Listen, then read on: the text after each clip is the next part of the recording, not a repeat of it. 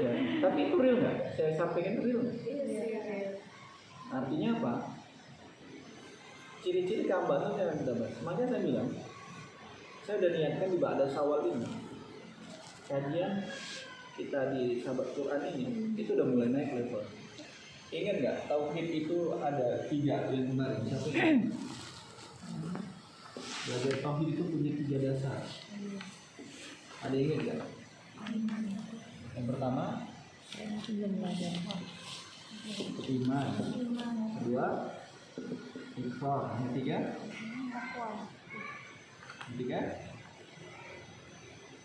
ayo. Ada enggak? Tinggalan setan. Ada enggak? Tiga. Asma. Dua.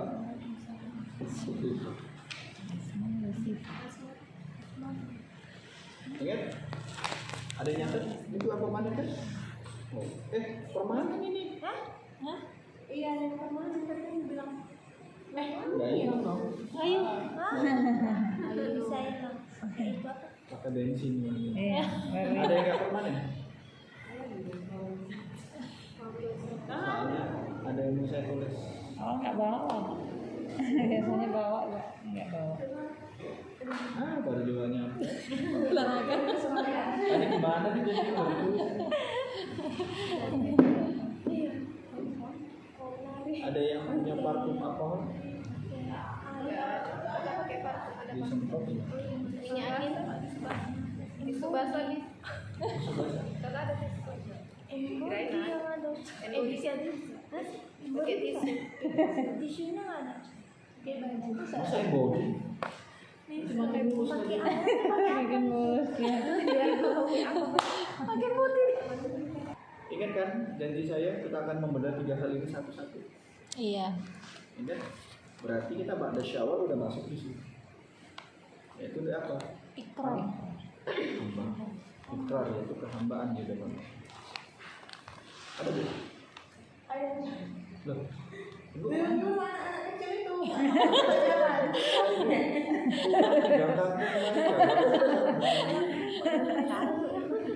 Kasihan ibu-ibu ini dan nungguin nggak bawa apa-apa. Udah. Oke, nggak apa-apa. Kita lanjut ya. Udah. Baik.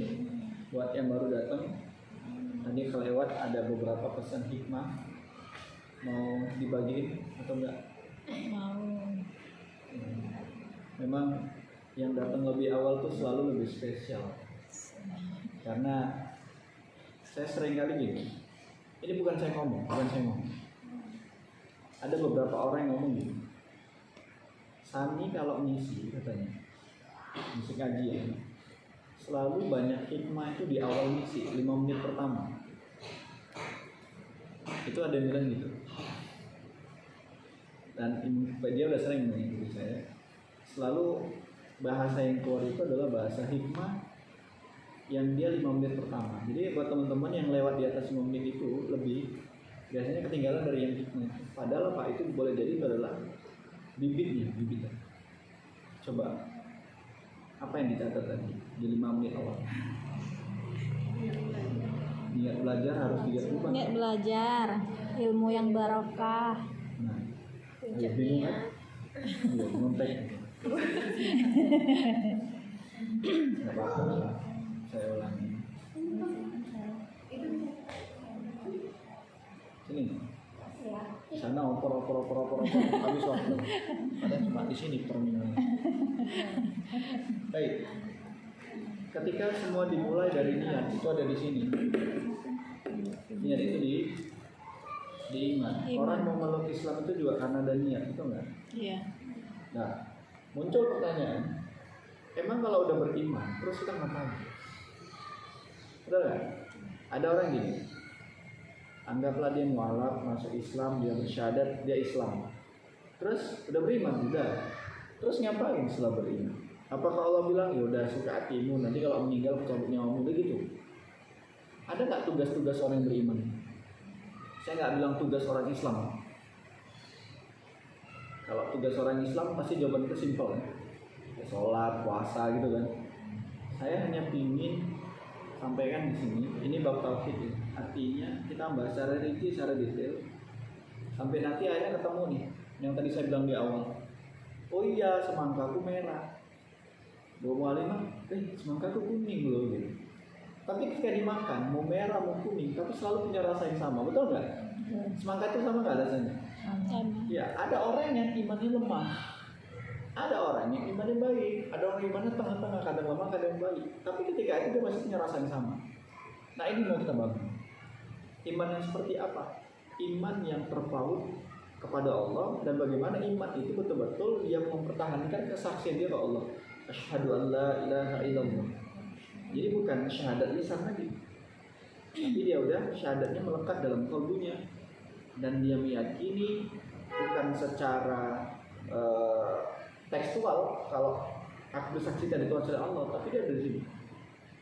Makanya beda orang yang meyakini keimanannya itu dengan Islam, nggak akan sama meyakini keimanannya dengan mengisi keimanan. Berarti tugas kita ngapain?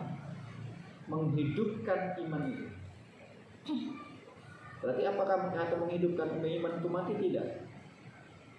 Coba, pohon kelapa menjulang tinggi, bibitnya pendek atau tinggi langsung besar? Pendek. Ada nyangka nggak kalau itu nanti akan tinggi besar? Pohon kelapa, padahal bibitnya apa? Pendek, kecil. Ada yang nyangka nggak nanti satu saat, kita nggak pernah tahu. Saya nggak pernah tahu nanti kita ngaji di sini. Apakah Bu Orin, Bu Kawi, kan Ori Kawi, misalnya kita nggak pernah tahu 5 bulan setahun ke depan kondisi imannya Bu Orin seperti apa, Bu Mualimah seperti apa. Dan saya yakin 3 tahun lalu, 5 tahun lalu Bu Mualimah pun nggak akan pernah nyangka kalau dia bernikah. Iya. Betul. Dan saya yakin Bu Nisa pun nggak pernah tahu, nggak pernah menyangka, bahkan nggak mungkin, boleh jadi nggak pernah punya niat. Kalau rumahnya itu menjadi saksi pernah terciptanya pengajian di situ, ada nggak mungkin? Ada. Oh. Tahu dengar. Hati-hati, ini setan main terus. Ini kalau dengar kali. Nggak mau nonton TikTok lagi.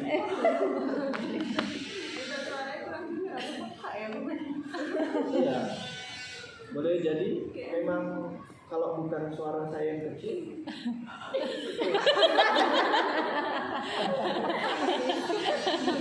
Ya, habisnya ya kayak mana? Mungkin kan nggak mungkin saja jadi. Pakai mic nanti satu kampung dengerin kan ya. Jadi saya juga nggak pernah nyangka akan ngisi di Wonosari ini. Tapi di balik itu semua,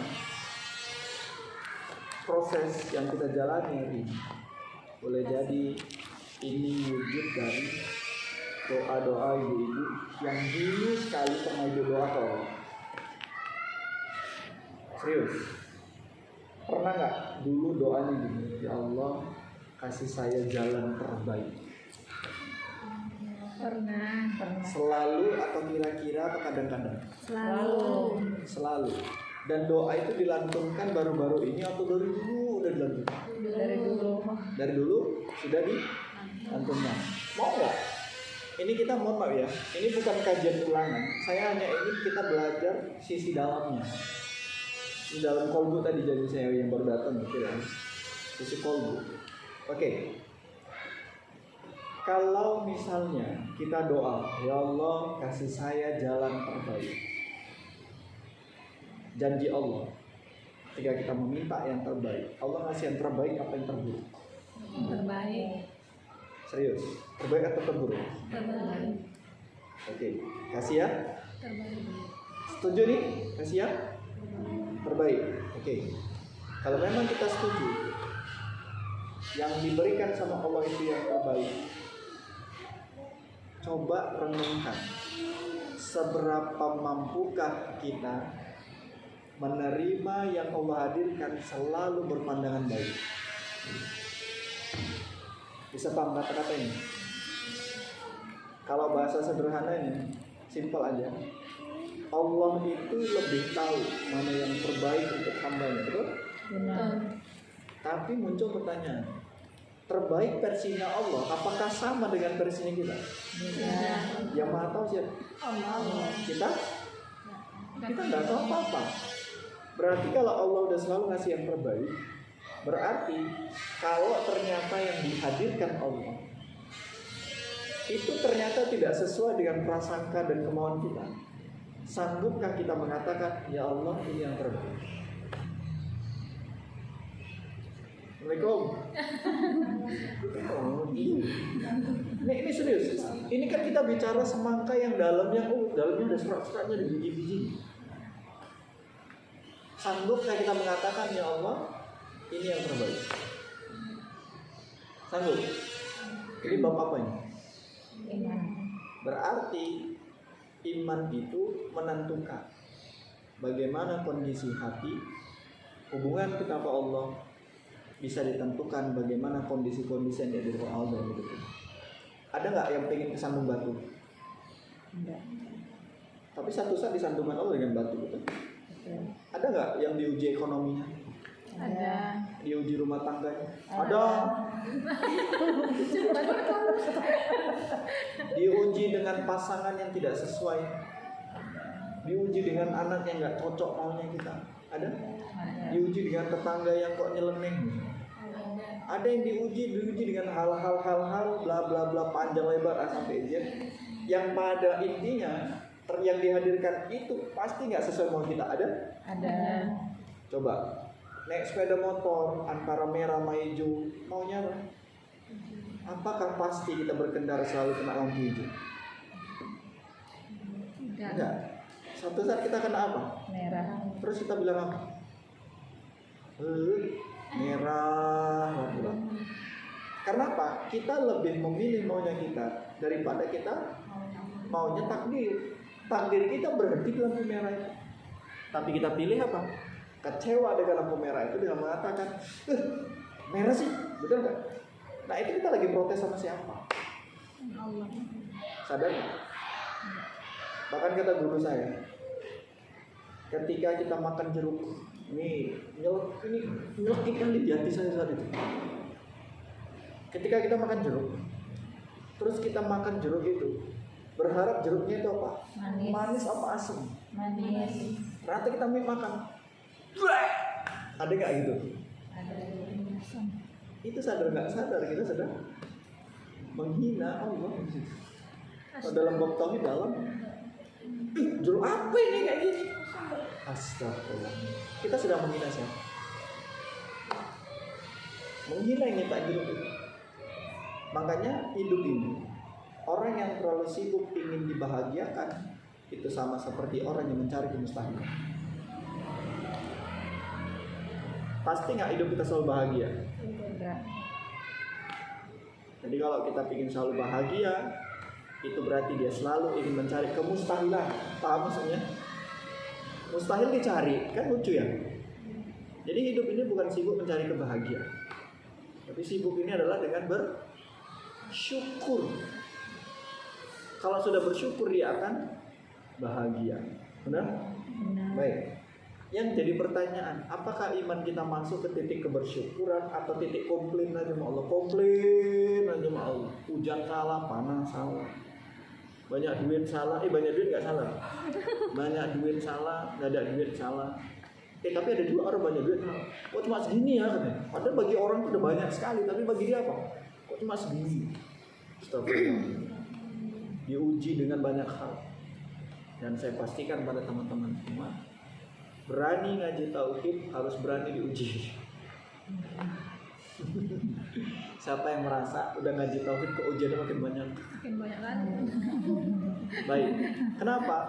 Syarat naik kelas harus melewati jalur Ujian. Coba, seandainya sekolah nggak ada ujiannya, kira-kira puncak belajarnya di mana?